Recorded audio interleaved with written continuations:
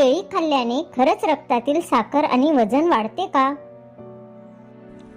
केळी हे असं एक फळ आहे जे 12 महिने उपलब्ध असतं आणि शिवाय त्याची किंमत इतर फळांच्या तुलनेत कमीच असते. गरिबांचं फळ म्हणून ओळखली जाणारी केळी मात्र पौष्टिक गुणांच्या बाबतीत राजा आहे. कारण केळीमधून भरपूर प्रमाणात potassium, fibre, vitamin C, carbohydrates मिळत असतात. व्यायाम करण्यापूर्वी किंवा केल्यानंतर, ट्रेकिंगसाठी जाताना किंवा मग एखादा मैदानी खेळ खेळण्यापूर्वी केळी खावी असा सल्ला दिला जातो. कारण केळीमधून भरपूर एनर्जी मिळते.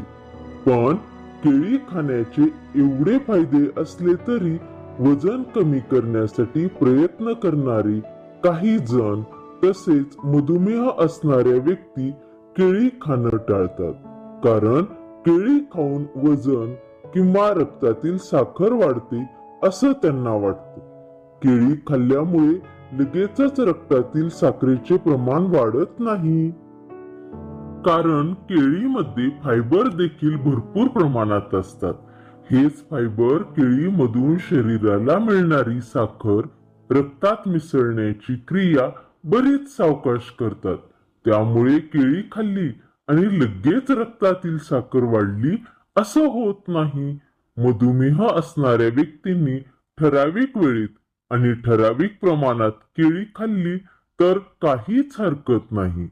2 जेवणाचा मधला वेळ किंवा नाश्ता आणि दुपारचं जेवण यांच्या मधला वेळ केळी खाण्यासाठी योग्य आहे.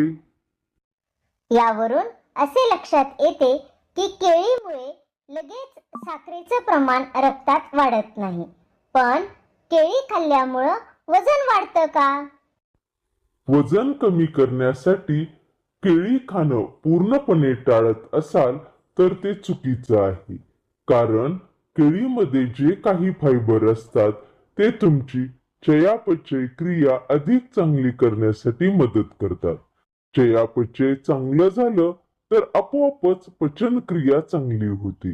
त्यामुळे वजन कमी करत असलात तरी आहार तज्ञांचा सल्ला घेऊन ठराविक प्रमाणात केळी खाण्यास काहीच हरकत नाही. म्हणून केळी खा आणि तंदुरुस्त राहा. लवकरच भेटू पुढच्या भागात आणखी एका नव्या प्रश्नासह.